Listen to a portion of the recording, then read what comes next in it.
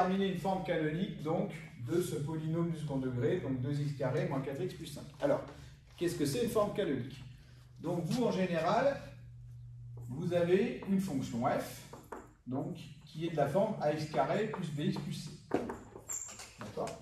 Donc vous avez ABC. La forme canonique consiste donc à transformer, d'accord, cette fonction pour l'avoir sous une autre forme qu'on appelle la forme canonique. D'accord? Alors, je vais vous expliquer pourquoi après on fait ça. Alors, donc, la forme canonique se mettra toujours sous cette forme-là, c'est-à-dire que c'est A, facteur de x moins alpha au carré plus bêta. D'accord? Alors, le A, c'est pas compliqué parce que c'est exactement le même que lui. Donc, du coup, on le recopie et puis c'est tout. Mais,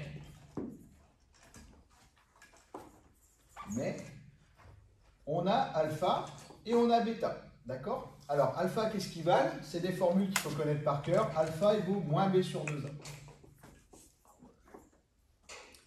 Et bêta, d'accord, vaut f de alpha. Il vaut f de alpha, ça veut dire qu'en fait, on va simplement donc remplacer, une fois qu'on a déterminé alpha, on va remplacer donc tous les x par alpha. D'accord? Donc là, ici et là, ici. Et on va calculer donc l'image. Et l'image, du coup, c'est bêta. Alors, la question, c'est pourquoi est-ce qu'on fait ça? Qu'est-ce que ça nous apporte de calculer, de déterminer la forme canonique? En fait, on veut la forme canonique parce que, des fois, on a besoin de déterminer des minimums et des maximums de fonctions. D'accord? En fait, sans doute que vous le savez, mais vous savez qu'une fonction polynôme de degré 2, ax carré plus bx plus c, sa représentation graphique, c'est une parabole. D'accord? C'est une parabole et il y a du coup deux cas possibles. Si jamais la valeur de A est positive, d'accord, il faut savoir qu'en général, on a du coup une parabole qui est droite, comme une flûte à champagne, voilà, qu'on mettrait droite sur la table, et vous avez ça. Alors, elle peut couper l'axe des abscisses ou pas, mais là, effectivement, dans cet exemple-là, je fais couper l'axe des abscisses, d'accord? Ça n'a pas d'importance pour la forme canonique. Alors, vous constatez qu'ici, que cette parabole, elle a un sommet. Et le sommet ici, c'est un minimum. D'accord? Et ce sommet, il a pour coordonnées, tout simplement, regardez, donc il a forcément une abscisse et il a forcément une ordonnée. Et il se trouve justement que ce sommet, son abscisse, c'est alpha, et son ordonnée, c'est bêta. Et c'est typiquement donc les deux variables que j'ai fait apparaître ici, alpha et bêta. D'accord? Donc, si j'arrive à calculer alpha et bêta, j'ai directement les coordonnées du sommet de la parabole. Et donc, du coup, là, pour le cas A positif, strictement, j'ai donc les coordonnées de mon minimum. D'accord? Alors, si A est négatif, strictement, du coup, ça ressemble un petit peu, mais vous allez avoir du coup une parabole qui va être renversée, comme si vous preniez votre flûte à champagne et vous la renversez sur la table. Okay? Donc du coup ici c'est pareil, vous avez un sommet S, mais cette fois-ci vous remarquez que ce sommet c'est un maximum cette fois. Mais ça ne change rien au niveau de ses coordonnées, parce que vous aurez toujours son abscisse qui vaudra alpha, et vous aurez toujours son ordonnée qui vaut bêta.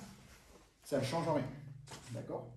Donc suivant le type de problème, vous serez amené à déterminer du coup soit un minimum ici, soit un maximum ici. Mais ça ne change rien, parce que dans tous les cas, vous l'aurez avec votre forme canonique.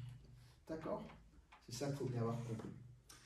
Alors, maintenant que j'ai expliqué quel était l'intérêt de la forme canonique, là, on va vous demander du coup de trouver la forme canonique donc d'une fonction, donc 2x carré moins 4x plus 5. Et on pourra même d'ailleurs représenter rapidement le graphique et voir si on a un minimum ou un maximum et quelles sont ses coordonnées. D'accord? Alors, on va du coup faire ça. Donc, je repars de ma forme. Donc, 2x carré moins 4x plus 5, d'accord? Donc j'identifie tout de suite A égale, B égale et C égale. Donc A il vaut 2, B vaut moins 4 et C vaut 5. Vous êtes d'accord avec moi? On reprend directement les coefficients devant x carré, x et on reprend du coup la constante. Je vais donc calculer donc alpha. Alors alpha, je sais qu'il vaut moins B sur 2A. D'accord? Donc moins B sur 2A, alors B vaut moins 4, donc faites attention, il y a le moins et après encore moins 4. Divisé par 2 fois A, et A vaut 2, donc ça fait 2 fois 2. Donc du coup, moins 4, ça fait plus. Donc plus 4 divisé par 2 fois 2 qui vaut 4. Donc je viens de trouver que mon alpha, il vaut 1. D'accord? Alors maintenant, je vais calculer bêta. Alors mon bêta, c'est f de alpha, c'est-à-dire que je vais simplement remplacer donc tous les x là-dedans par 1, puisque je sais que mon alpha, il vaut 1. Alors on va le faire. Donc ça va faire 2 fois 1 au carré, moins 4 fois 1, plus 5. D'accord?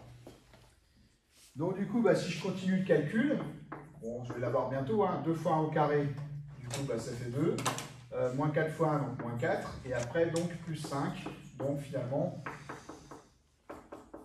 mon bêta, il va valoir donc 2 moins 4, donc ça fait moins 2 plus 5, ça fait 3. D'accord? Donc j'ai mon bêta qui est égal à 3, j'ai mon alpha ici qui est égal à 1, et j'ai mon A ici qui est égal à 2. Donc c'est super parce que je connais A, je connais du coup alpha, et je connais bêta. Et du coup, je vais pouvoir tranquillement donner la forme canonique donc, de cette fonction. Donc la forme canonique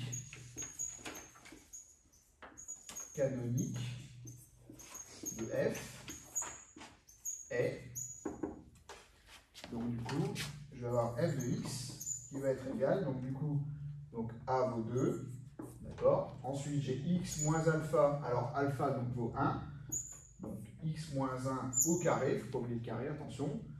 Et après, donc, plus le bêta, et le bêta, il vaut 3. Voilà, c'est la forme canonique. Alors, comme je vous disais tout à l'heure ici, l'intérêt de la forme canonique, c'est de trouver des maximums ou des minimums. D'accord? Alors, à votre avis, est-ce que ça va être un maximum ou est-ce que ça va être un minimum? Maximum. Ça va être un maximum ici. Pourquoi? C'est positif. Alors, si A est positif, justement, ça veut dire qu'on est dans l'autre cas. Eh ouais, on est dans ce cas-là, parce que A, il vaut 2, donc du coup, il est strictement positif. Donc du coup, vous allez avoir une parabole qui va être droite, et votre sommet va correspondre du coup à un minimum. Donc là, on va trouver un minimum. Ok? Alors, on va l'écrire. Donc A, il vaut 2, il est positif. Donc du coup, la parabole présente donc un sommet qui est quoi? Qui est un minimum. D'accord? Alors du coup, on va voir ça. Alors l'allure que je vais représenter n'est pas exacte. Moi, je n'ai pas fait le delta, donc je ne sais pas du coup si ça touche l'axe abscisse ou si ça coupe ou si ça coupe pas. Peu importe, c'est parce que c'est pas ce qui m'intéresse. Donc je vais représenter une allure un petit peu au pifomètre, mais c'est pas grave. Voilà. Donc je sais par contre c'est une parabole qui est droite et du coup qui va y avoir un minimum. D'accord? Alors pour le coup, donc ici voilà mon sommet. Et du coup, ici, donc l'abscisse de ce sommet, eh bien vous savez que c'est alpha. D'accord? Donc du coup alpha on l'a déterminé, alpha il vaut 1. Donc ici, je sais que ça vaut 1. D'accord? Ici, vous avez bêta. Et bêta, du coup, et là, on se rend compte qu'il vaut 3. Alors, du coup, mon graphe, il n'est pas bon. Alors, je vais le refaire. Parce que je me rends compte que ça vaut 3. Donc, ça veut dire que en fait, le sommet va être au-dessus de l'axe abscisse. Alors, je le refais, c'est pas grave. Donc, du coup, ça va faire ça. Voilà. Donc, en gros, vous allez avoir une parabole. On va essayer de faire ça bien. Allez. On va faire à peu près comme ça ira. Donc là, j'ai x et là, j'ai y. Donc là, ici, du coup, le sommet de la parabole, donc il a pour abscisse 1, d'accord? Et du coup, l'ordonnée du sommet de la parabole, il vaut donc, on avait dit bêta égale 3. Donc ici, j'ai 3, d'accord? Voilà. Donc voilà l'intérêt de déterminer une forme canonique, ça nous permet de connaître du coup le maximum ou le minimum d'une fonction parabolique comme ça. D'accord?